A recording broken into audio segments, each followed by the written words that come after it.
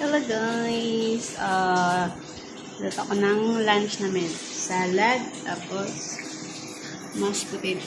Yay! Oh!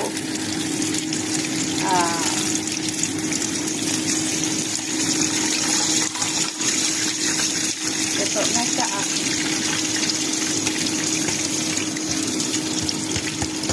Paano natin?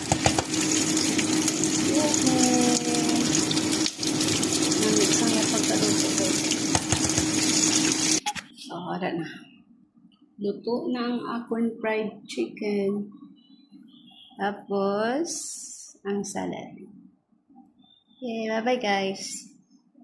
Na-meet na siya ha. Na-meet pa na sa inyong uyap.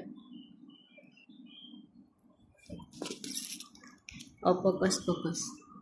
Healthy yan guys, healthy.